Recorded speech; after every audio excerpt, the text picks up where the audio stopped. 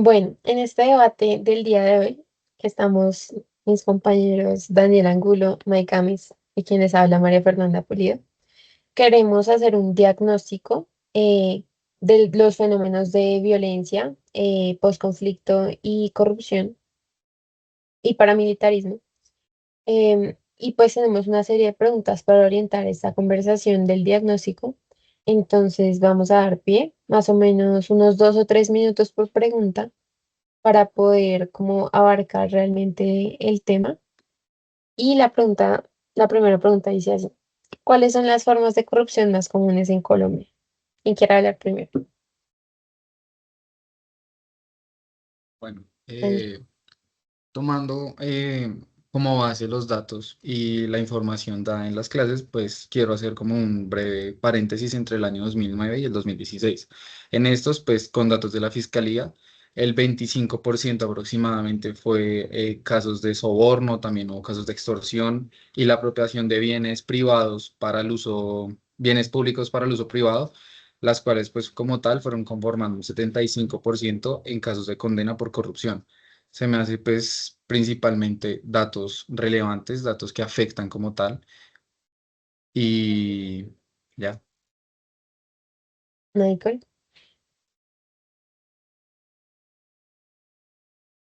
Pues sí, como podemos ver, como según las investigaciones, lo que hemos hablado, digamos, en las clases, nos damos cuenta de que está permeado más que todo los sectores públicos por la corrupción. Y dentro de, pues, de lo que hablamos, esto también genera como sensaciones de corrupción, pues tanto en toda la ciudadanía y los medios de comunicación como que hacen que esta información se divulgue con facilidad y no solamente es los casos que son como más visibles, sino que eh, la percepción también de la corrupción es bastante, pues, como grande en distintos aspectos. Pero digamos en ese tema de que es una percepción muy grande y que tiene varios aspectos en los que es distinta, pues obviamente tenemos que englobarlo en un solo concepto, como en el que aparecía en el libro sobre la conceptualización de la corrupción. Bueno, no recuerdo muy bien cómo era el nombre, creo que era diagnóstico y concepto. Y no sé si recuerdan que decía que era como este abuso y esta desviación del poder que estaba encaminado al beneficio privado y que aparte, como lo comentábamos en clase, decía el profe lo de que la culpa pues la tienen obviamente las personas que ejercen la corrupción y las personas que se supone que deben contenerla, pues obviamente tampoco están haciendo, no están llevando a cabo sus funciones a cabalidad para evitar este tipo de casos. No sé qué piensen en ese aspecto. No, Mm, pues sí, yo considero yo que creo que... Dale. yo considero que está bastante interiorizado el concepto de corrupción y sacarlo como tal, sí necesitaríamos un fortalecimiento por parte de los entes que supervisan las entidades como tal. Y también un constructo social, no solamente tener un constructo administrativo, cambiar la estructura de la administración y cómo se conlleva, sino también el cambio de pensamiento. Porque también la corrupción es eso, es un conflicto de intereses y como este pensamiento, pues nosotros como población, como ciudadanía, lo llegamos a naturalizar. No solamente visualizarlo como un problema, sino que es como, ah, pero pues si yo llego al poder, pues yo también haría eso. O sea, sí, el hecho de naturalizar una problemática que nos concierne a todos, pues también considero que es algo que tenemos que empezar a desarrollar no solamente ya desde la educación a nivel de universidad, o sea, no solamente el pregrado, sino también ciertos modelos de ciudadanía en las instituciones. Darle como esa cátedra, por decirlo así, de moralidad y de qué está bueno como ciudadano, qué no se debería hacer a las personas, pues, en temas de primaria, bachillerato. Lo que yo decía era como, bueno, está como muy normalizado lo que decía Daniel también, pues la corrupción y como lo decíamos en algunas de las lecturas, el cómo, o sea, cómo se llega a estos niveles de corrupción y pues el hecho de tener el poder y tener como la posibilidad de cooptar, pues digamos que el recurso público, pues nos damos cuenta de que, no sé, que las personas que llegan al poder buscan ya más allá del beneficio común, que es para lo que se supone que están estas personas pues dirigiendo el país, empiezan a tratar de usurpar pues el dinero público para beneficio propio. Y creo que con esto nos damos cuenta de que así se han formado y que pues más allá de hablar solamente del concepto de corrupción, nos damos cuenta que en Colombia es algo más incluso cultural, podríamos llegar a decir que puede llegar a ser este tema en cuanto a la historia misma de Colombia. Nos damos cuenta de que son familias y que son familias tradicionales las que se han mantenido el poder y que son las mismas familias que tienen eh, la cooptación de muchas partes pues, del gobierno y eso les facilita mantenerse en ese poder y generando corrupción y también ese mismo poder les permite y los blinda contra realmente sanciones que impidan, pues digamos, que pase esto en el país. Ok, bueno, hilando eso que estás diciendo con las formas, también como traer a colación el tema que se habló en clase sobre como esta coordinación de actividades que conllevan a la corrupción, que se hablaba del clientelismo, de la captura del Estado, de los temas de la información, que creo que lo mencionó Daniel. Entonces, pues esto me lleva a la segunda pregunta y es, ¿qué facilita que los funcionarios públicos sean corruptos? ¿Qué piensan ustedes?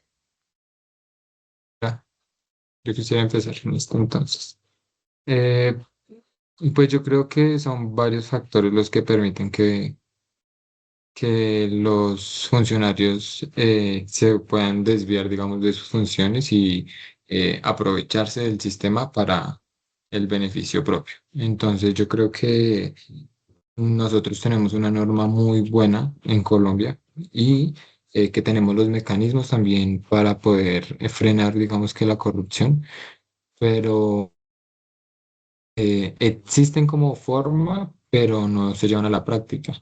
Quiere decir que pues nuestros entes de control y veeduría como pues Procuraduría y Contraloría, que se supone que son los más fuertes, también están permeados por esta corrupción. Entonces, digamos que esto facilita a que por medio de sobornos, como decíamos en lo anterior, que es uno de los focos principales de la corrupción, se puede llegar a incluso manipular los entes pues de control que permiten pues que la vigilancia y la regulación de todos contratos, burocracia y demás no se vea pues dentro del Estado y bueno, que debería ser, es el deber ser de, pues, de estas entidades, pero se ven también permeadas por la corrupción, porque pues hay vínculos políticos, netamente políticos, ahí es donde podemos decir que la corrupción es política, porque se ha generado pues a raíz de esta obtención del poder, pues no sé, por las políticas tradicionales, por los partidos tradicionales y eso permite que las personas que están en estos cargos, porque realmente ahí es donde decimos, bueno, ¿cuáles funcionarios? Porque ¿quiénes son los funcionarios más corruptos? ¿Quiénes son los que realmente se aprovechan de todos estos, no sé, como faltas que hacen a la administración? Lo que veíamos, digamos, en los casos de corrupción, como cuando yo les puse con Candela que son estos contratos con las multinacionales, quiénes se beneficiaron y quiénes fueron los que terminaron en la cárcel, ¿cierto? Entonces, atrás de eso también hay toda una estructura que favorece a ciertos funcionarios. Bueno, yo quiero decir algo acá y es lo que hablabas de la exposición con Candela de la corrupción y los casos de corrupción. Y es que también se genera como un caldo de cultivo el hecho de que la mayoría de las élites políticas tengan como este monopolio Creo que en algún momento hablamos de la fórmula de la discrecionalidad y el monopolio y no recuerdo cuál era la otra, pero pues obviamente esto florece cuando el poder lo tiene solo un grupo pequeño de personas y se hace de eso para burlar el tema de las contrataciones, por ejemplo, siempre por contratación directa a toda costa. Y creo que lo hablamos también en algún momento, lo de como esos mecanismos que se tienen para declarar desiertas las convocatorias o poner un montón de, ¿cómo se dice eso? Especificaciones, requisitos para aplicar una convocatoria que prácticamente nadie pueda cumplir. Son como esas mañas que hay como en esa cultura política, Daniel. Sí, a mí también se me hace relevante pues el tema del el monopolio sobre los bienes y servicios, que es algo pues que estábamos hablando anteriormente, y también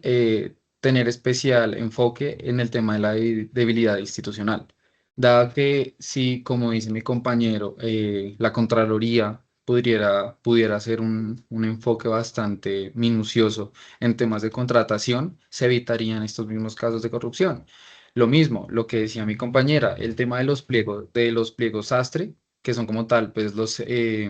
son las contrataciones que están hechas a las medidas para solamente un proponiente. Entonces, si se pudiera llegar a tener como un control más determinado sobre estos mismos, pues podríamos llegar a tener menos probabilidades o un menor índice en temas de corrupción. También el tema del incumplimiento de las reglas. Eh, lo que dije anteriormente relacionado con el tema de conducta social, podríamos verlo en ese mismo aspecto, porque nosotros priorizamos el beneficio propio sobre el bien común. Entonces es algo que pues también se debería de ir progresivamente cambiando ya en tema de pensamiento individual y priorizar el bien común que en vez de individualizar la adquisición como tal del capital y de las necesidades básicas. Ok, listo. Pasamos a la tercera pregunta, que es, ¿cuáles son esos elementos estructurales que hay que hacen que esta corrupción se considere, entre comillas, normal? ¿Quién quiere hablar de primeras? Bueno, pues es que como tal me gustaría redactar que hay autores que hacen, o bueno, se especifican en que la debilidad institucional deja de mostrar que Colombia es un estado débil, que Colombia es un estado premoderno y dispar. Esto mismo pues puede llegar a facilitar la primacía de las redes. En esto pues me refiero a redes que estas mismas llegan al poder. Entonces, van a priorizar los intereses de unas élites, van a priorizar el interés como tal de solamente una parte de la población, sin visualizar como tal el problema que puede generar en toda la región o en toda la localidad. También en esto, pues quiero llegar a hacer como un breve énfasis en temas de clientelismo y narcotráfico. Estos mismos, pues como en temas de mecanismos ellos mismos van a buscar prevalecer sobre el tiempo y también adaptarse a las innovaciones que vaya a ser el Estado. Ya vaya a ser que implementar normas nuevas, una normatividad más robusta para precisamente evitar estos temas de corrupción. Van a haber sí o sí unos pequeños vacíos fiscales o unos huecos donde puedan llegar a ingresar y van a empezar a adaptarse progresivamente para que se vaya generando esa misma cadena de corrupción. Yo creo que dentro de, pues, de la normalización de la corrupción, como decía anteriormente, es entender la corrupción como un problema estructural de, pues, de Colombia, ¿sí? Que no solamente se ve permeado por la política, sino que también hay otros factores que creo que pues, no hemos tocado, que son como los factores de la violencia que pues ha vivido el país. Entendido como también esos grupos que también cooptan el poder de cierta forma, incluso en territorios, porque pues hablamos de la corrupción dentro de la burocracia como general del gobierno, pero pues no se ha hablado, se habla poco de esa corrupción que existe dentro de los territorios y quiénes son las personas que también influyen o tienen cooptada pues este poder en esos territorios. Y creo que es importante hablar pues de también los grupos armados, pues arman la ley, porque pues digamos, nuevamente meto la historia de Colombia y es en lo que hemos hablado, digamos, de cómo se crean también estos grupos y el porqué de la creación de los mismos. Y eso nos lleva a entender un poco de por qué la corrupción se ha visto normalizada por los vínculos incluso que existen entre el Estado y estos otros poderes fuera del Estado que permiten y normalizan tanto en el territorio como a nivel general la corrupción en muchas como ramas del poder. Y bueno, de hecho, tomando eso que acabas de decir, que temas como el narcotráfico o la violencia, realmente esto combinado con el tema de la debilidad institucional y el clientelismo, eso lo que genera es como una percepción general en todos los colombianos de que no hay castigo aparente por este tipo de delitos. Entonces, se, de alguna manera, como se extiende, se expande, se alarga como esa llegada de la ley, que lleguen las consecuencias y cada vez se ve más común y se ve no solo en el ámbito político, realmente también con las personas de a pie, como la corrupción es parte de su día a día y no necesariamente con dineros del Estado. Pero bueno, ya para cerrar ese punto, porque nos alargamos bastante, em, pasar a la cuarta pregunta, que es cómo se usa la política para robar estos recursos públicos.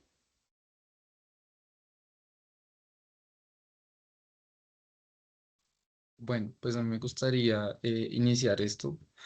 pues por el tema, ya en el tema político, hablando sobre la financiación de las mismas campañas. En esto, pues podemos ver los intereses como tal generados pues, por cada uno de los partidarios que ejercen la democracia. En esto, pues me refiero a los intereses que pueden llevar y la financiación de los mismos, ya pueda ser desde el ámbito legal o el ámbito ilegal. En el ámbito legal pueden ser empresas, también partidos políticos y la misma financiación del representante. Y también a nivel ilegal pueden ser temas como relacionados del narcotráfico, pueden ser también relacionados con temas de contratación estatal y la asignación de recursos para asimismo generar unos favores o sí, unos favores que pueden terminar siendo problemas en la democracia, ya que asimismo no puede llegar a tener como una, por decirlo así, una meritocracia en el tema de la contratación de los mismos entes. Y no lo refiero solamente al tema presidencial, sino también a temas internas, departamentales o también territoriales. El simple hecho de una alcaldía, eh, ya sea a nivel rural, siempre van a haber esos intereses que lleguen a ser conflictivos y esos mismos intereses van a llegar a generar esas discrepancias en temas de democracia y interés como tal propio.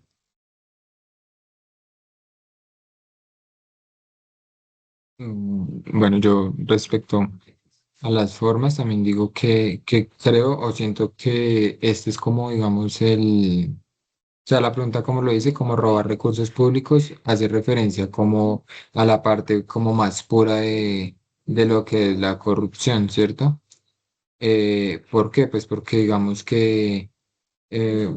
la política, el permitir como ciertas acciones o beneficiar, que pues básicamente empieza como eso, como el beneficiar a ciertas personas, a ciertas empresas por distintos mecanismos, sean contratos, puestos, licitaciones, que lo que vemos es como hacia dónde le apuntan también las personas que buscan realmente robar el dinero del Estado. Entonces, eh, ya tienen como una estrategia del cómo hacerlo. Digamos, ahorita lo podemos incluso, van a salir muchísimas noticias incluso de corrupción en estos meses, pues porque estamos en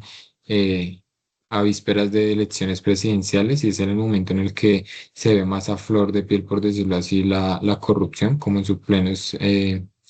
en su mayor esplendor y donde empiezan a salir los favores políticos que permiten que se enganchen ciertas personas, ciertos grupos para realmente enfocarse en eso, en robarle el dinero o el recurso o robar el recurso público. Bueno, yo esta pregunta la hilo mucho con el tema que traté ahorita, lo del clientelismo, porque realmente se apropian de los recursos del Estado con unos fines clientelares. Entonces, pues lo que les estaba diciendo del tema de que los contratos que se adjudican a personas, pero bajo la aparente entre comillas, em, como adjudicación legítima, pero pues se sabe que detrás hay un montón de favores políticos. Entonces pienso yo,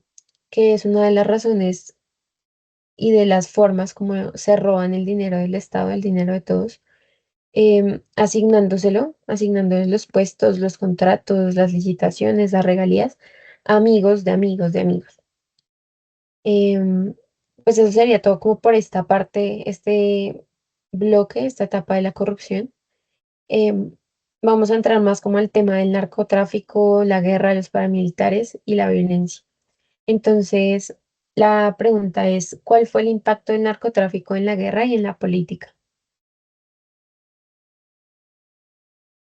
Bueno, me gustaría empezar por parte de dar como una conceptualización básica.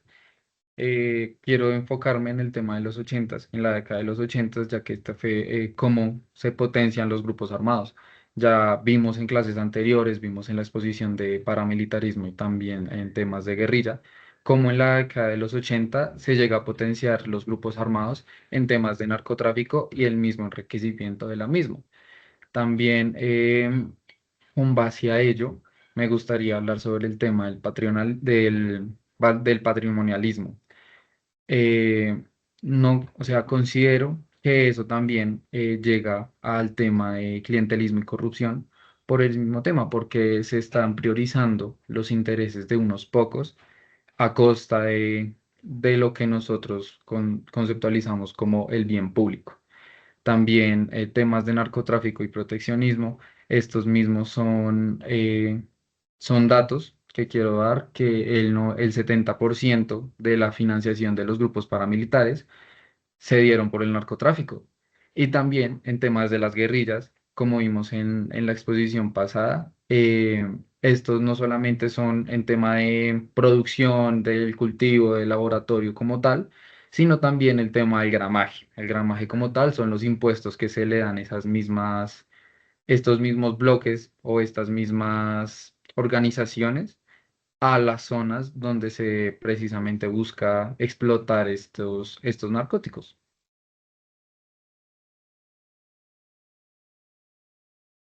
Bueno, por mi parte, pienso que, si mal no estoy, lo vi en el texto de Pizarro, hablaba de que al inicio las FARC se ponían a este tema de de las drogas y del narcotráfico en realidad, porque pues obviamente como sabemos la razón inicial de este grupo guerrillero pues fue un tema político y de ideología, pero pues como sabemos la guerra es demasiado cara y se tiene que financiar de alguna manera. En este caso pues fue con el tema de estos impuestos de gramaje que se le hacían pues a los cultivos y eso siento que en gran parte hizo que esta fuerza agraria a nivel de materia pues así, de narcóticos,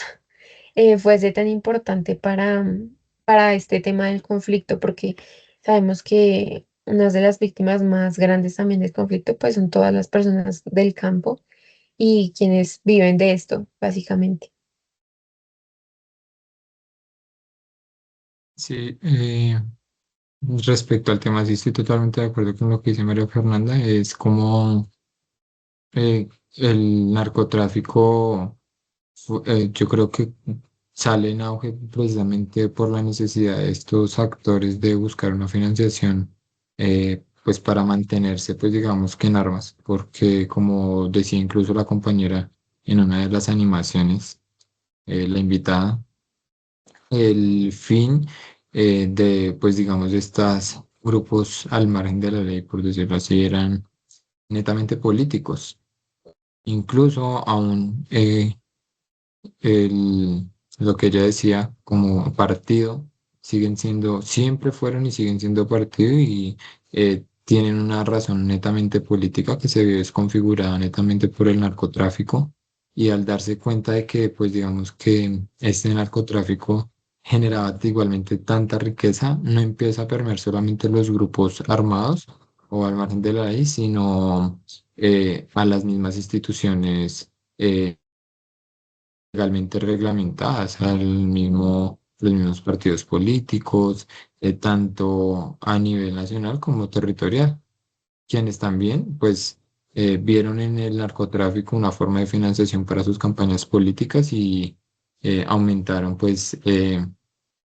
considerablemente en los territorios, quizás los cultivos y demás, eh, incluso nuevos actores armados, pero que ya no estaban como en la búsqueda de un poder, sino en el control netamente del narcotráfico y las alianzas tanto con grupos armados como con políticos del común para pues tener beneficio de cómo poder sacar esas drogas del país y generar recursos, tanto para ellos como para, pues para ambas personas, que eran los interesados. Bueno, listo. Entonces, la siguiente pregunta es, ¿cómo lograron los paramilitares de la SAUC, en específico, controlar el Estado y la política? Me gustaría empezar con tema de coaliciones. Para fundamentarlo, quiero hablar pues que la parapolítica es un grupo como tal de muchos intereses. En estos pues podemos ver temas como las mafias, el narcotráfico, las élites políticas, las cuales pues le dan como ese escalón a a la parapolítica y también los financiamientos. En esto pues el tema del poder es bastante importante y haciendo como un enfoque entre la década de los 90 y los 2000 la intimidación de funcionarios y cómo ellos mismos, los paramilitares, o bueno, la parapolítica se va agregando constantemente al Estado y al poder como tal, se me hace bastante eh, fácil para poder llegar progresivamente a más puestos. No solamente con el tema de contratación, como dijimos anteriormente, con temas de clientelismo, sino también con temas de favoritismo y asimismo favorecerse a sí mismo, a sí mismas en temas más importantes. Digamos, a mí se me hace muy importante el tema de las zonas grises. Las zonas grises son zonas en las que el Estado como tal no tiene un control territorial de la misma. Entonces son estos grupos, ya sea parapolíticos o bueno, paramilitares o también de guerrilla, las cuales tienen el monopolio de las armas y de la violencia concentrado lugares donde, donde el propio Estado no puede llegar a ingresar precisamente por por esas problemáticas, además de también las alianzas regionales. Bloques muy importantes, como lo puede ser el Chocó, lo puede ser el sur de Córdoba y una buena parte de Antioquia, son controles territoriales muy llevados hacia la ideología o bueno, hacia la parapolítica, precisamente por ello, porque son lugares donde se arraigó, donde las élites pueden llegar a tener mayores incidencias en la población y así van generando como toda esa estructura fuerte, la cual llega a temas de Estado, a temas de gobierno, a temas de mandato, y las cuales son muy difíciles de ir sacando progresivamente, ya que ellos se arraigan como tal en temas de poder y también la captura del Estado, no solamente con contratos, con licitaciones, sino también con el tema de las elecciones.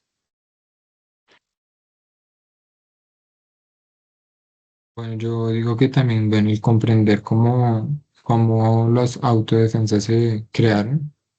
y nos damos cuenta que pues es todo un mecanismo, pues digamos, grandísimo, que tiene toda una estrategia montada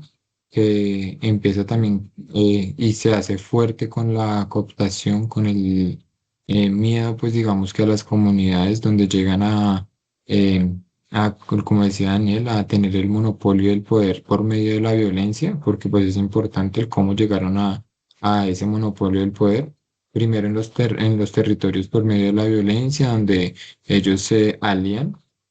como pues nos lo dicen como los grandes terratenientes, los políticos tradicionales de los mismos lugares donde ellos se empezaban a sentar en esas zonas o en esas comunidades, y cómo fueron escalando poco a poco eh, con esos mecanismos dentro de la burocracia del Estado, recordando también como lo que nos decían, el para qué utilizaban o para qué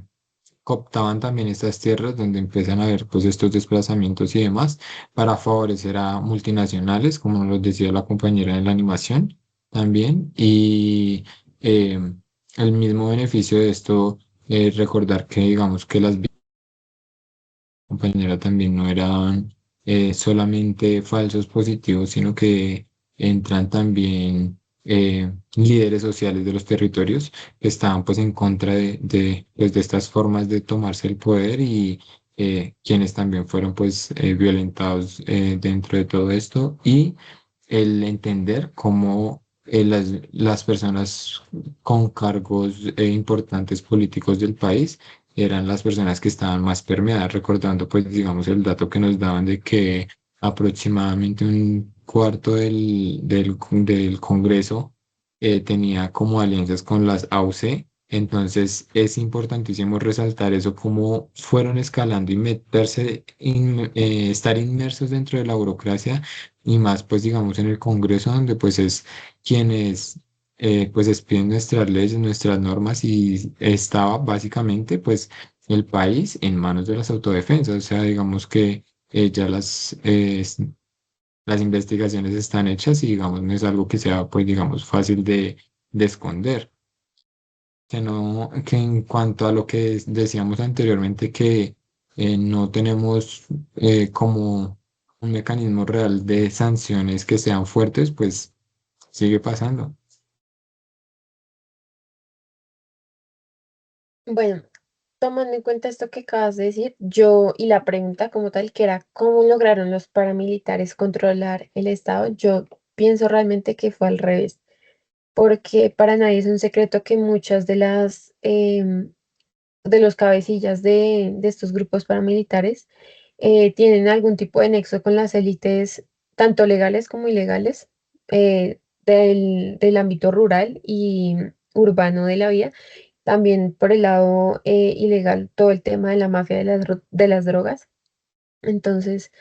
pues esto genera un amplio espectro de la clase política y de personas que realmente son los dirigentes de este país, que tienen las alianzas con estos organismos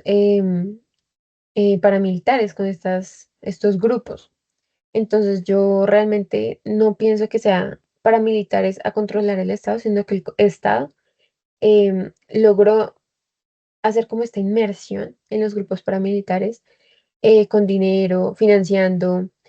haciéndoselos de la vista corta con temas de, digamos, de narcotráfico y de cosas que simplemente no se denuncian o se hace todo lo posible porque los procesos queden archivados o porque prescriban. Entonces, es como una especie de complicidad, lo definiría yo. Pero bueno, terminando con ese tema porque nos queda poco tiempo, como 10 minutos, creo que es importante hablar sobre postconflicto. Entonces vamos a saltarnos a una pregunta más adelante y es cómo la corrupción amenaza la paz en el campo y todos los procesos que se han venido adelantando de postconflicto desde la firma del acuerdo de paz.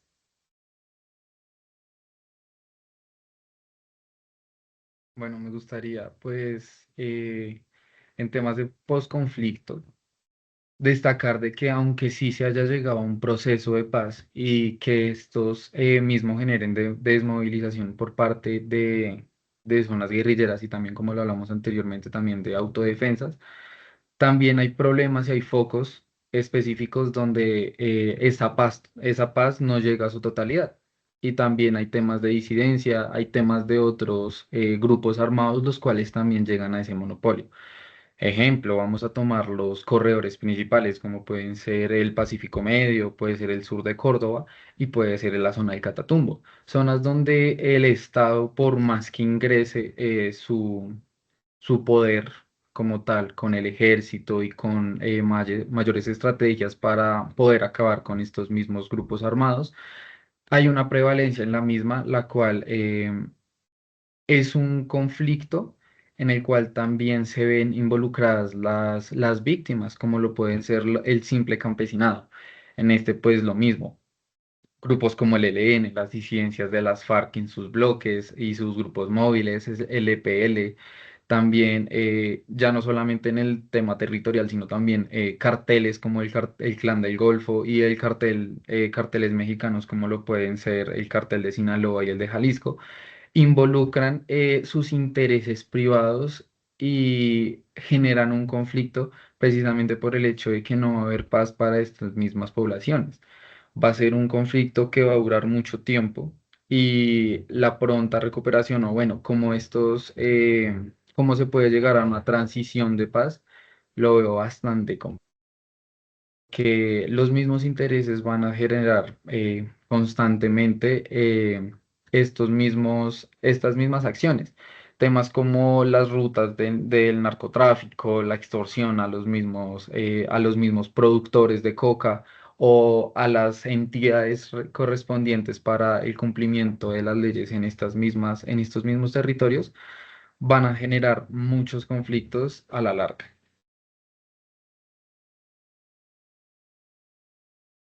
Bueno, pues yo creo que la corrupción sí o sí, como dice Daniel, pues genera conflictos y dentro de, pues digamos que de los territorios, el campo pues es el que se ve más afectado por la violencia principalmente y quizá por la falta de oportunidades, digamos, dentro de los territorios. Hablando pues de salud, de educación, donde pues realmente no solamente la corrupción limita que pues el Estado gaste o invierta realmente el recurso que posiblemente se roban o se desvía entre el camino pues de la corrupción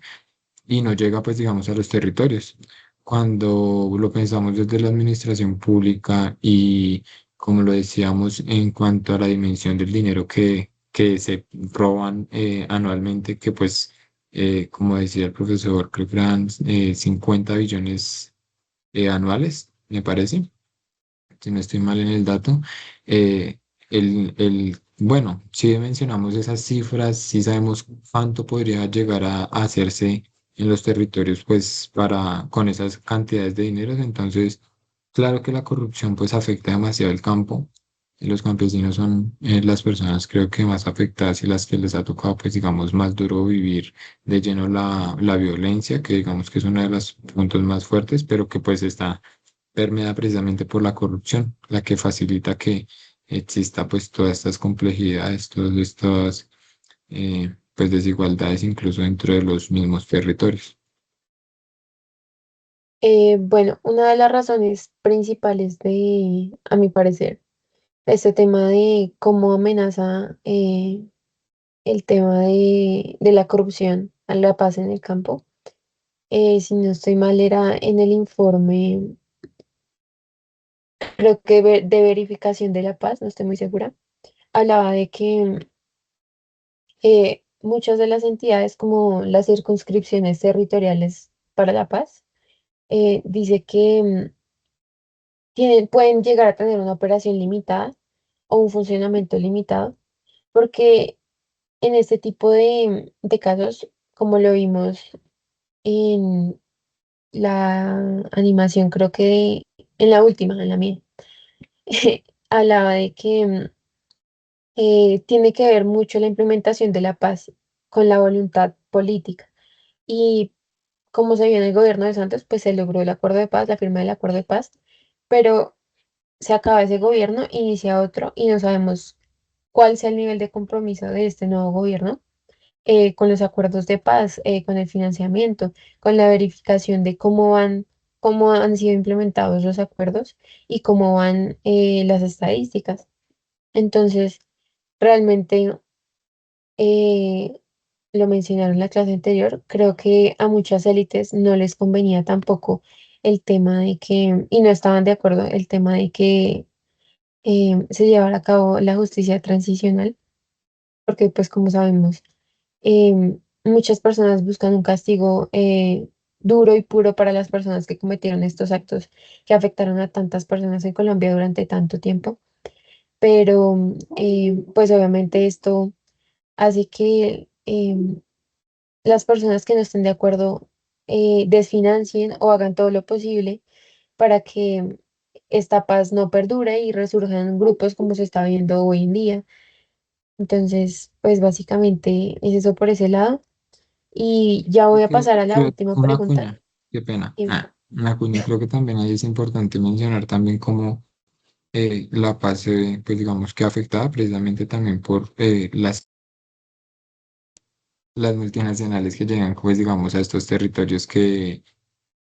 cambian las realidades de todas las comunidades en cuanto, digamos, si existen grupos armados que generen explotación de recursos minerales que sabemos que cuando se generan contaminación, multinacionales que también llegan a apropiarse de territorios y generan, cambian todas las dinámicas económicas de las personas del territorio y pues eso afecta mucho a la paz, digamos, de las personas que pues viven en estos sectores que son pues como golpeados por tantos así como, Ok. Bueno, la última pregunta que vamos a abordar va a ser, ¿qué tan sólida es la justicia de paz? En esta quiero hablar yo primero, para cambiar un poquito el orden. Y es que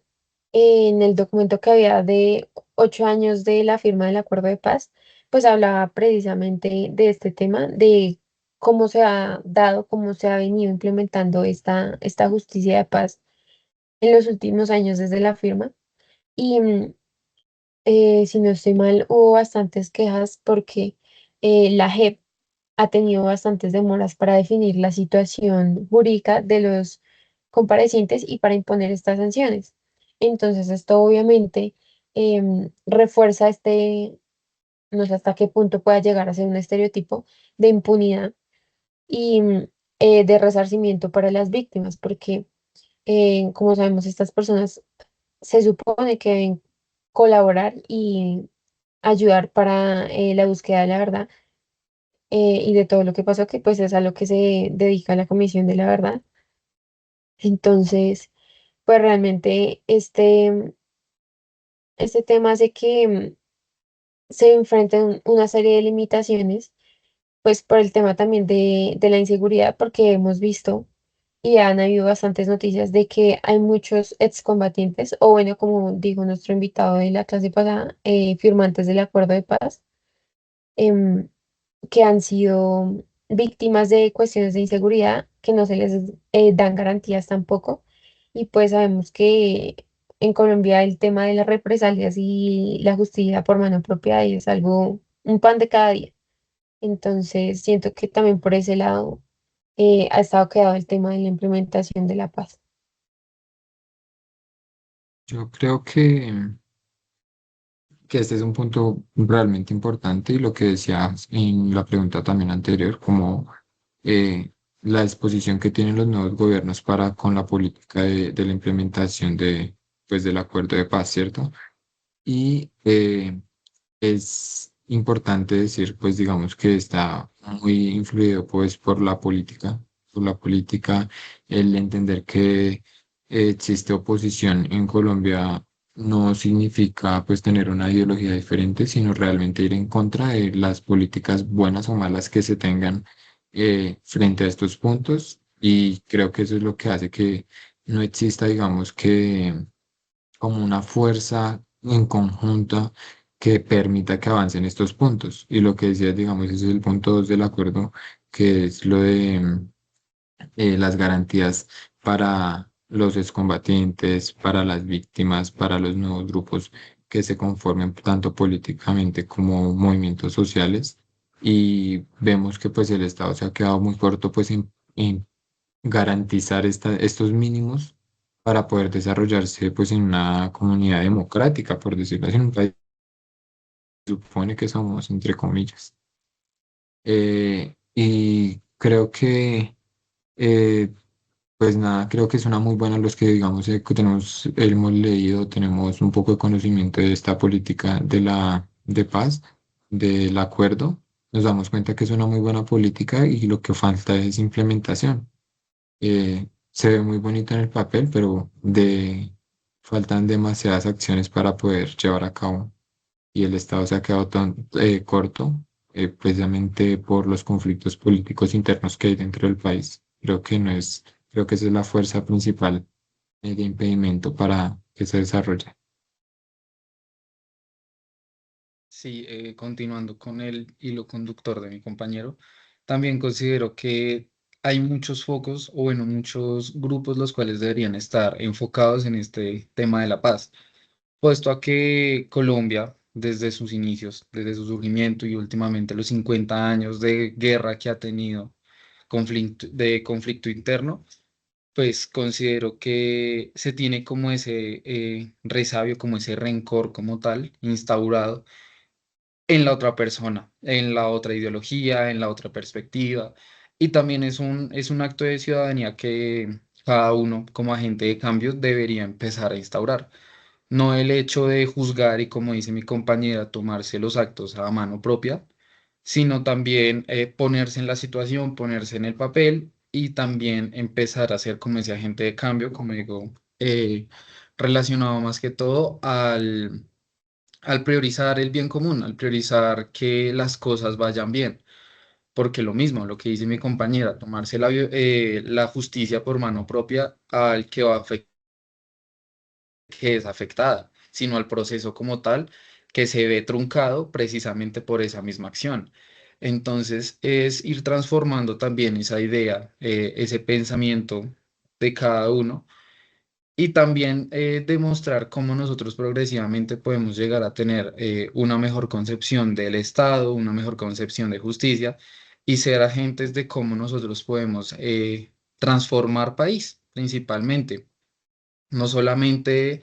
en el tema de conocimiento que nos han dado anteriormente, ya sea en las animaciones, en las exposiciones,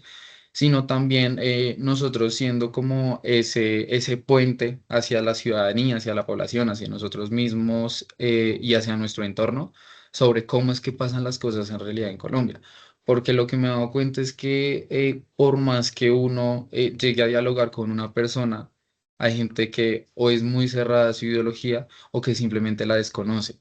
Entonces,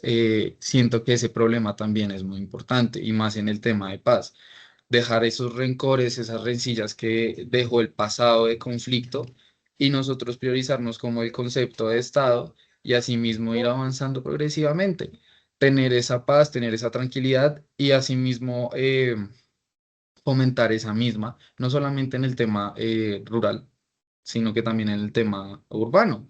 porque sí, como dijimos anteriormente, las personas mayormente damnificadas son las personas desmovilizadas, las personas eh, que se vieron involucradas lamentablemente por terceros, porque había momentos donde, como decíamos en varias de las clases,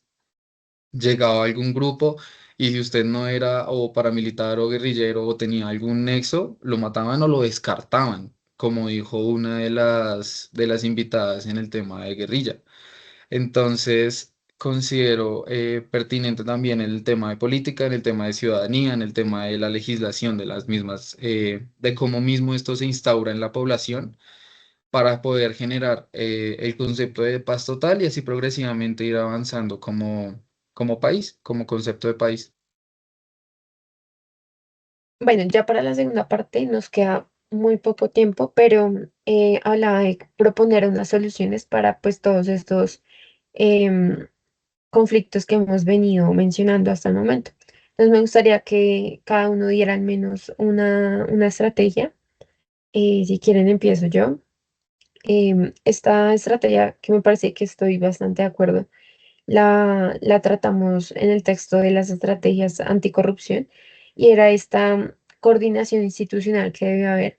entre las pues, instituciones, valga la redundancia, que se encargan de regular y de castigar y de investigar todos estos hechos de corrupción. Entonces, esa como número uno. Y la segunda es eh, conceptualizar el tema de la corrupción, pero en cada entidad, para que deje de estar como a la libre interpretación, sino que sea puntual y sea menos, pues demorada, podría decirse de alguna manera, em,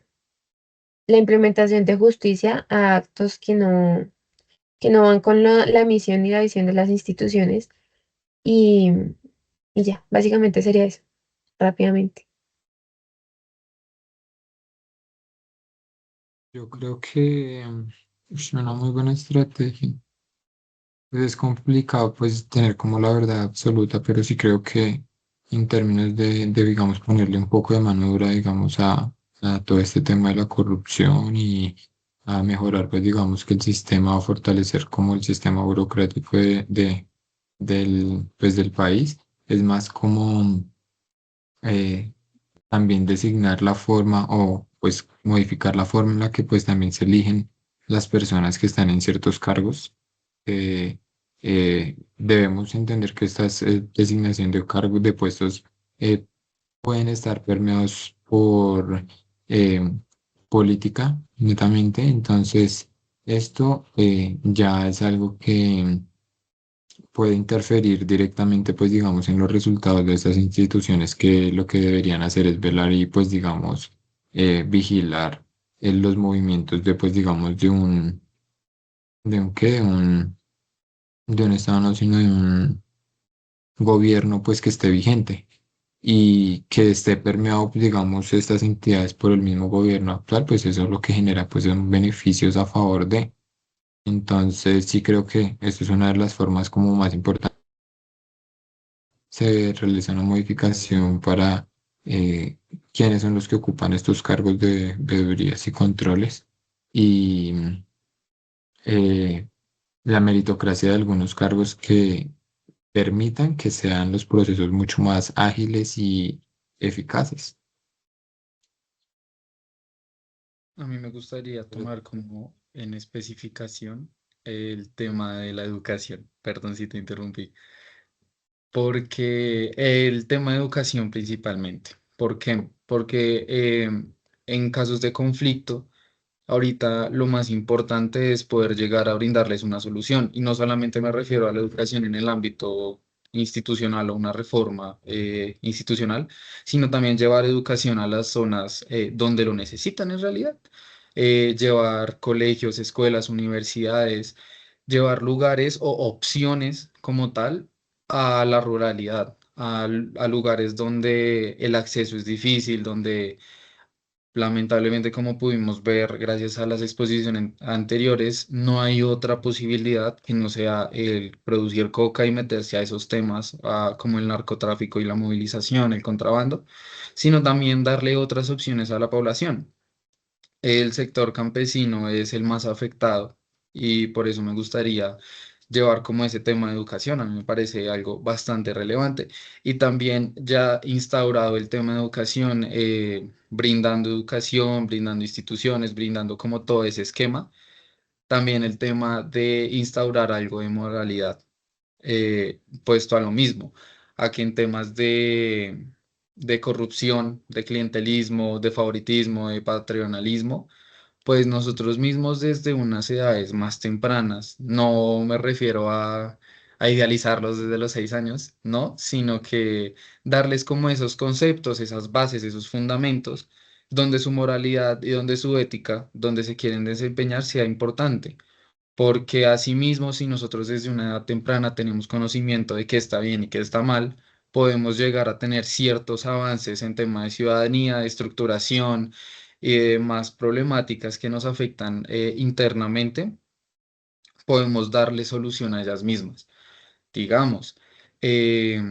instaurar temas de corrupción y de clientelismo a edades de décimo o a grupos de décimo y once, cosas que sean relacionadas específicamente para evitar estas mismas problemáticas Y también incentivar la meritocracia, incentivar que una persona que se eduque, que se constituya en algo, tenga mayores posibilidades que el amigo de mi amigo, que es el que me va a ayudar a ingresar a esta misma corporación, a esta institución. O sea, dar como esas bases, esos fortalecimientos en tema de institucionalización, de educación y también en temas de cómo la ruralidad también se ve afectada o bueno, se puede involucrar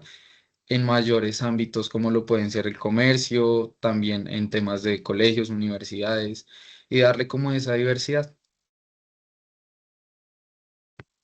Bueno, listo. Creo que con eso cerramos y eso sería todo.